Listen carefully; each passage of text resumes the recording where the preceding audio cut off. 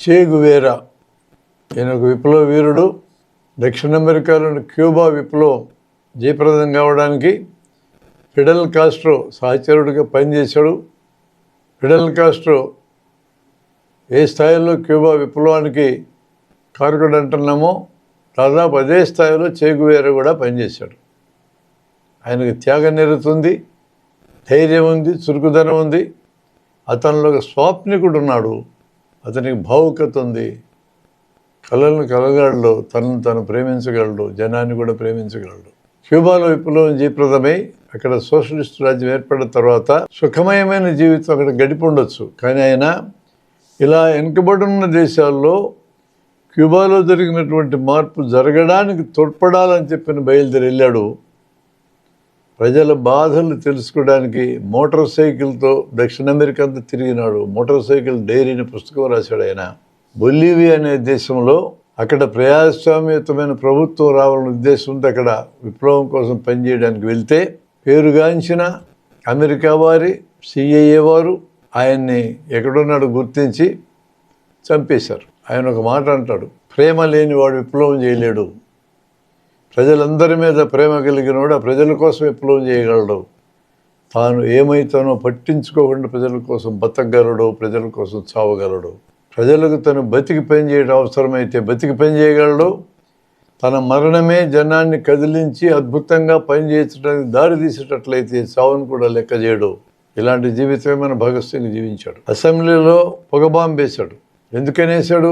అసెంబ్లీలో కూర్చున్న పెద్ద మనుషులు దేశ ప్రజల యొక్క బాధల గురించి ఆలోచించకుండా పొస్కోలు కబుర్లు మాట్లాడుతున్నారని వాళ్ళ చెవులకున్న ఆ చెవిటితనాన్ని పోగొట్టడానికి నేను పొగబాంబేశాను అన్నాడు. పారిపోయి తప్పించుకోగలడు, కానీ అక్కడి నుంచి కదల్లా.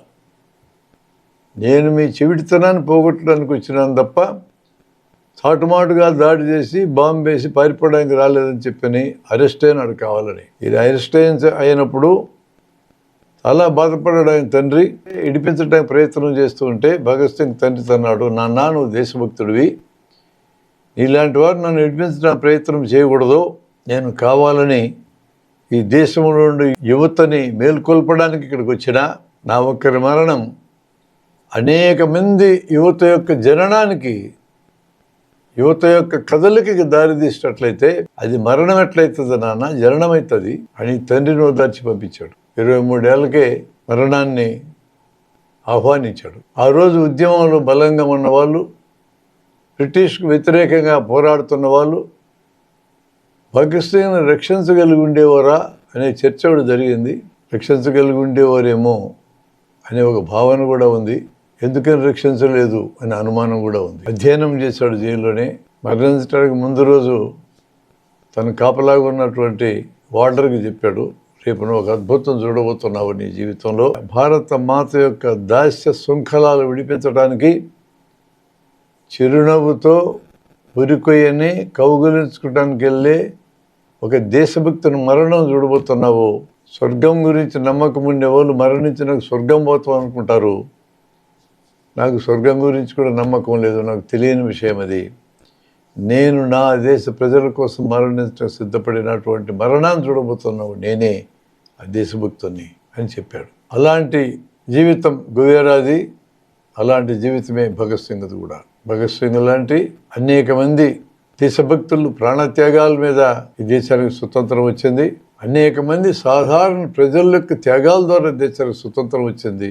దురదృష్టం ఏంటంటే దేశ స్వతంత్ర పోరాటంలో రోజు కూడా పాల్గొన్న వాళ్ళు దేశభక్తులుగా చలామణి కావడం, దేశం కోసం పనిచేసిన జనం దేశద్రోహులుగా ముద్రపడడం. పారాడాక్స్ అంటే అదే. అట్లాంటి పారాడాక్స్ యుగంలో మనం ఈరోజు జీవిస్తున్నాం.